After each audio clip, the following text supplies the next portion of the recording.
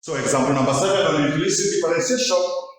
You'll be told if 3x squared plus 2x squared y squared minus 5 over 4y squared is equals to 0, evaluate dy over dx when x is a half and y is 1, isn't it? Now to deal with this, it's very simple. You've been told when you are evaluating dy over dx, it's like we're differentiating everything with respect to x, isn't it? So you introduce ddx in each and every term on both sides of the equation, isn't it? So you have, we want to differentiate 3x squared with respect to x plus we want to differentiate 2x squared y squared with respect to x plus we want to differentiate we want to differentiate 5 over 4y squared with respect to x and we want to differentiate 0 with respect to x. You introduce ddx on both sides of the equation.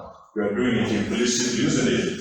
Now, having done that, you deal with each and every term, taking into consideration any rule which may apply, isn't it? So if you start with this first one, if you differentiate 3x squared, you get 6. Then you are differentiating our x variable with respect to x, meaning you remain with the x over the x. That is silent, isn't it? You are done with that. You go to the next term plus 2x squared y squared. So you can see this is a product of two variables, x and y, isn't it? You use the rule, the product rule, isn't it? So you go to your rough work, 2x squared y squared, you can make 2x squared to be u. See there?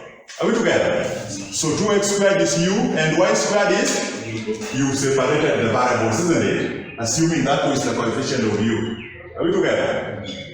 You can as well assume that 2 is coefficient of y squared, or you can assume 2 is a common factor, you factorize out. But which one is the easiest method?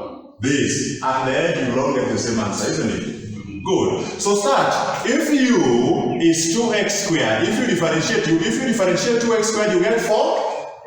Then you are differentiating with respect to x, meaning you are differentiating an x variable with respect to x. You remain with the dx over dx. That is silent, isn't it?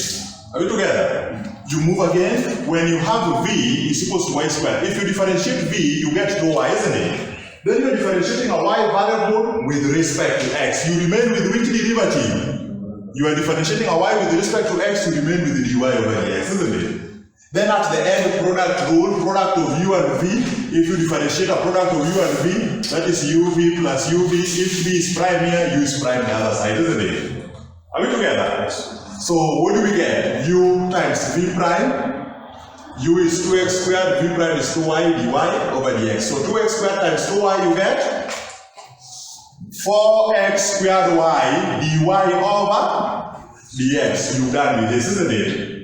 Then it is plus u prime v, isn't it? U prime is, then v is y squared. So in the end, you get 4xy squared. So you dealt with that using the product rule. You've applied the product rule in this product of two functions and you've ended up with all of that, isn't it?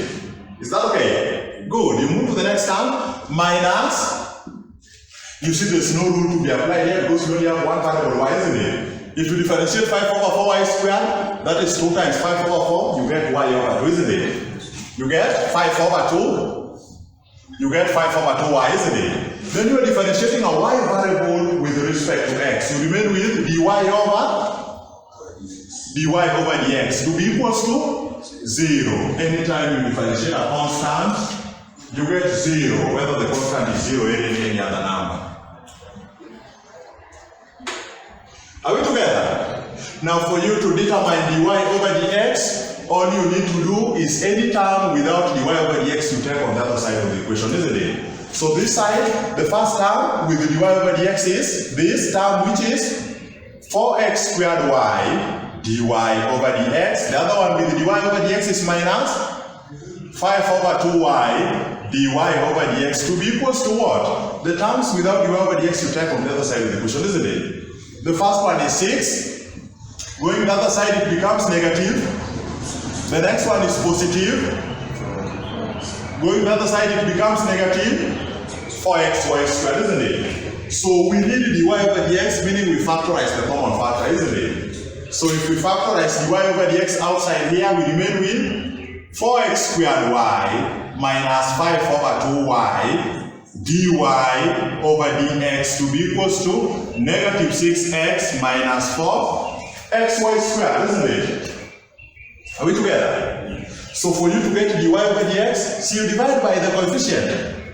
You divide by the coefficient of dy over dx, and you end up with dy over dx to be negative 6x minus 4xy squared over 4x squared y minus 5 over 2. Then they are telling you to evaluate this derivative dy over dx, which of course we found when x is a half and y is 1. So they are telling you to take x to be equals to a half and you take y to be equals to 1, isn't it? Meaning, where there is x, you put a half, and where there is y, you put 1. What do you get? Go to the calculator.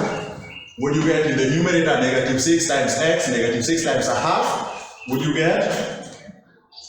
Negative 3 minus 4 into a half into 1.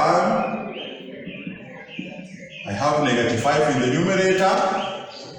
That is when I'm doing it manually, but the calculator, I want the calculator. 1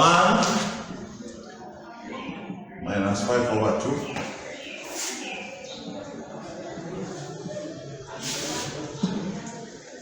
It's like I have negative 5 over negative 3 over 2. Then in the end, I remain with the 10 over 3. Can you get me the value from the calculator, not the one I've done manually?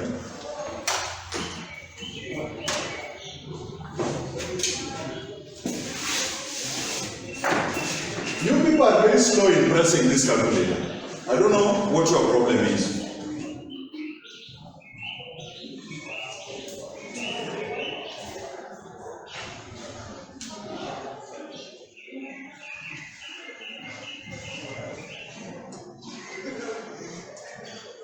Ten over 3. So if I did it manually and I was able to get it, and you have a calculator, and you are still buying time, what do you want to buy time? That is what we're trying to do. 10 over 3.